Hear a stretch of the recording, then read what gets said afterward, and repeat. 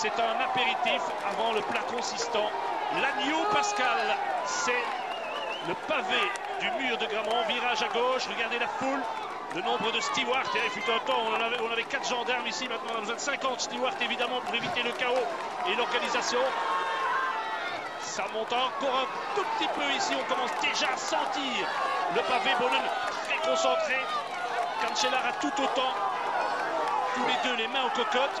Bonnen en danseuse maintenant, virage à gauche. On a vu tout à l'heure Cancellara se débarrasser un petit peu aussi du ravitaillement qu'il avait en trop. On essaie de s'alléger au maximum.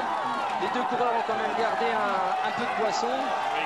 Eddy Merckx a confectionné un vélo aux couleurs évidemment nationales. Le casque aussi, le champion de Belgique. Décidément, ça porte bonheur. De Volder a aussi fait ça dans le passé. Bonnen qui a décidé de rouler sans gants. Hein. Il n'a pas de gants. Exact. Qu'est-ce que vous en pensez? Si on tombe, c'est une erreur. Oui. Mais enfin, si on tombe, on est battu. On est battu, exactement. Non, je pense que Cancellara ne demande pas pour l'instant le relais. Il impose son rythme.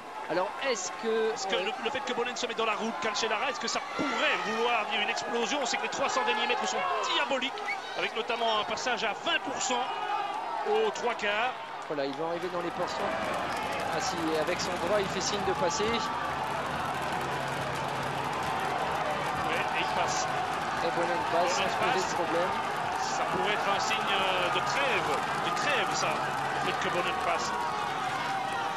Voilà, on voit Thomassi, Cancellara debout.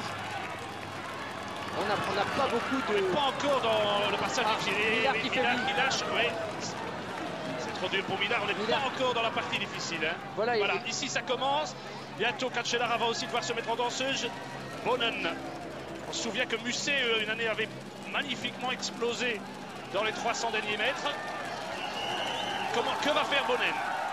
C'est une des grandes questions maintenant. Alors que le public, lui, n'attend qu'une attaque. Il n'attend qu'une attaque, alors que Gilbert et Le Kemans prouvent vraiment qu'ils sont tout près hein, au niveau qualité des deux premiers. Il n'y a pas grand-chose. Hein. Et maintenant, c'est là qu'il faut tirer sur le guidon.